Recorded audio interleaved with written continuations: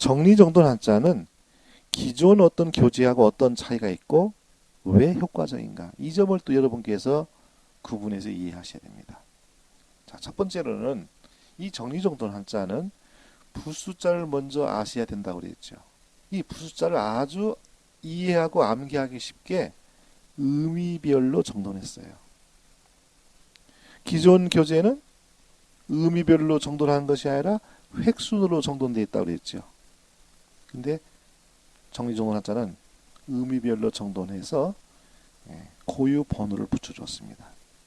부숫자 214자를 분석해 보니까 이 자연에 관련된 뜻을 가진 부숫자가 71자였습니다.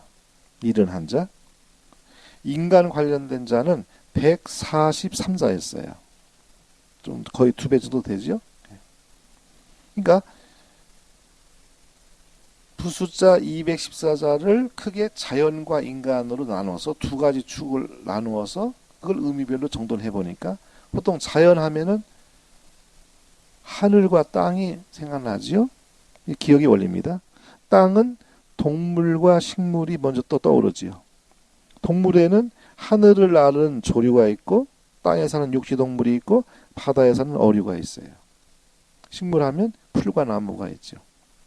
자, 이런 방법, 이미 우리 의식 구조에 정돈된 이런 방법으로 먼저 틀을 만든 다음에 그 뜻에 관련된 부숫자를 이렇게 붙여주는 방식으로 정돈했습니다. 그러면 하늘에 관련된 부숫자 헤아려 보니까요, 7자밖에 되지 않습니다. 그럼 하늘 하면 척 떠오르는 것이 뭡니까? 해, 달, 별이 떠오르죠. 초등학교 뭐 2, 3학년만 돼도 벌써 그 의식 구조에 하늘 하면 해, 달, 별이 떠오릅니다. 그래서 획순에 관계없이 그냥 하늘에 관련된 부숫자 그 틀을 만든 다음에 해일, 달월, 별진, 근데 저녁석은 이제 달 모양이니까 붙여줬어요. 해일, 달월, 저녁석, 별진. 그 다음에 기운기, 바람풍, 비유.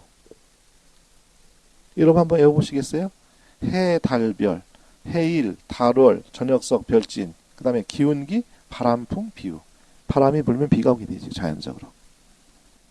이와 같이 우리 두뇌에 이미 정돈되어 있는 그 의미로 틀을 만든 다음에 거기에 관련된 부숫자를 붙여주는 방식으로 이렇게 해서 아주 이해하기 쉽고 외우기 쉽게 편집하였습니다.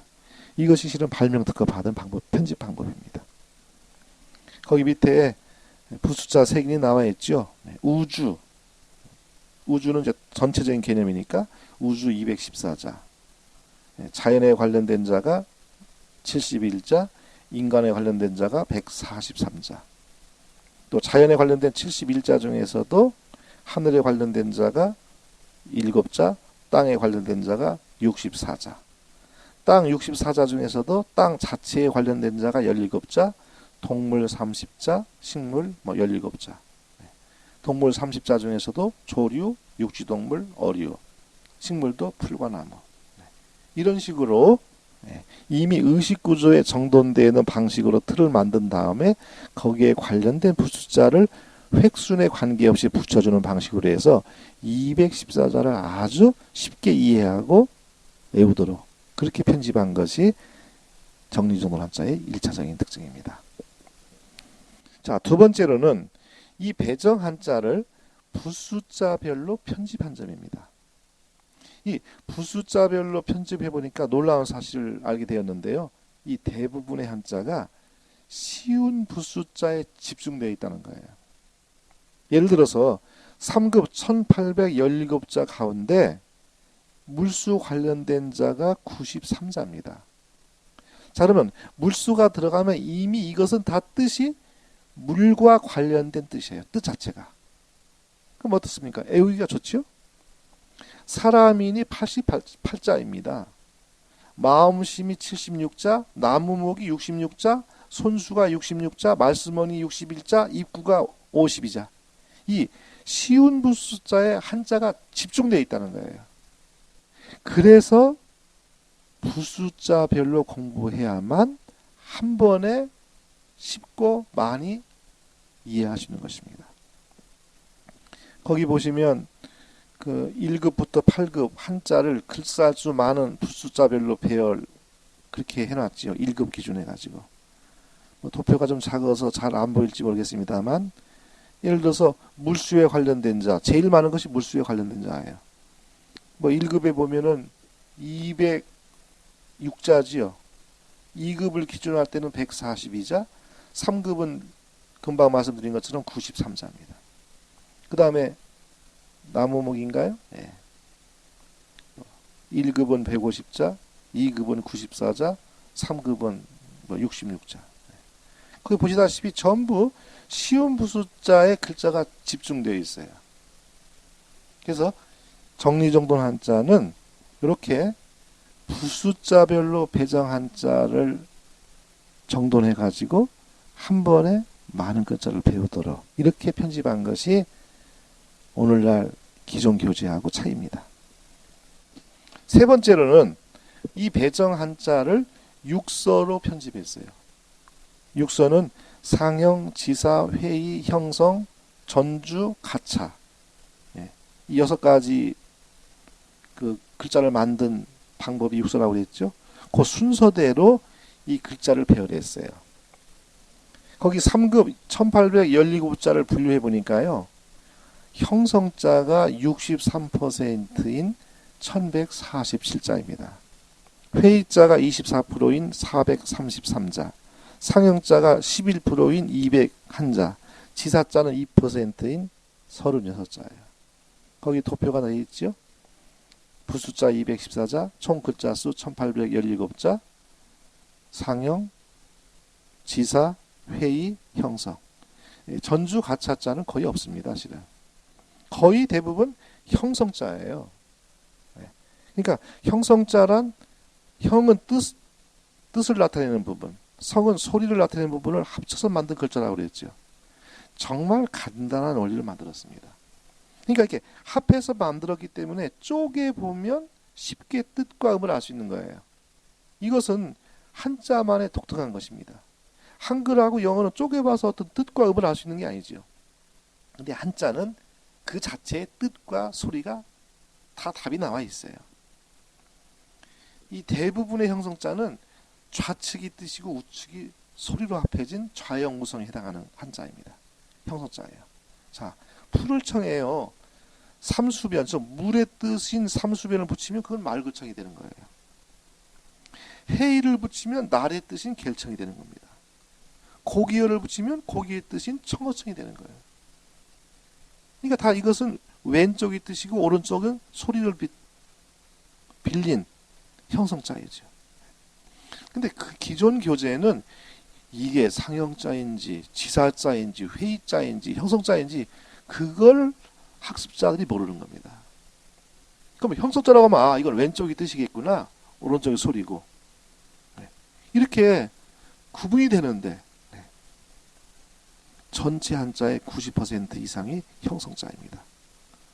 2급 추가 한자가 3급 1817자 중에서 538자가 추가되죠. 이 538자를 또 분류해 보니까요. 444자가 형성자입니다. 1급은 2355자, 2급에서 무려 1145자가 추가한 자지요. 이 1145자 중에서 90%인 1030자가 형성자입니다. 거의 쉬운 부숫자에 집중되어 있는 거예요.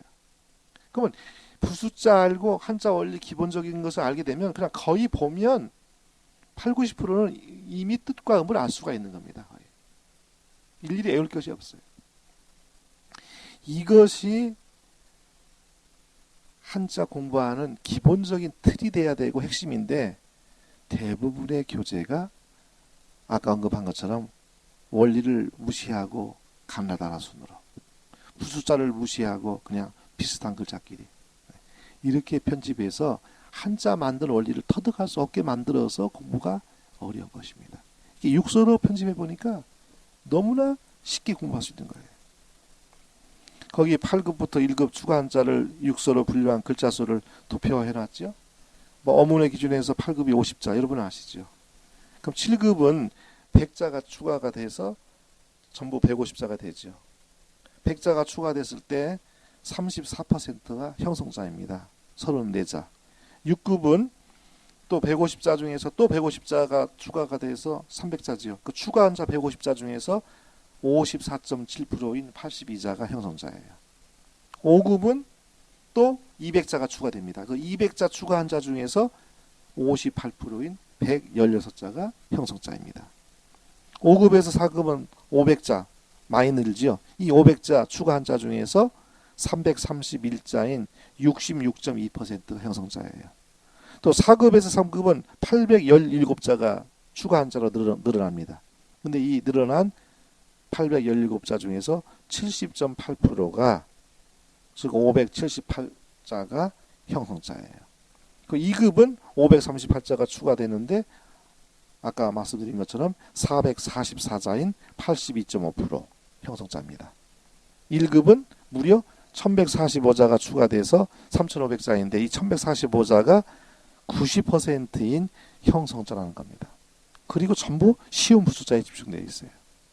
원리만 알면 굳이 애울 게 없습니다. 거의 왜 쉬운 부수자에 다 형성자니까 쉬운 부수자 알게 되면 이미 뜻을 아는 것이죠. 만약에 제방면에 들어가면 전부 그것은 손과 손의 어떤 동작과 관련된 그런 글자입니다. 따라서 이 추가 한자는 거의 형성자이며 쉬운 부수자에 집중되어 있기 때문에 정리정돈 한자를 공부하면 쉽고 빠르게 한자를 정복할 수 있는 것입니다.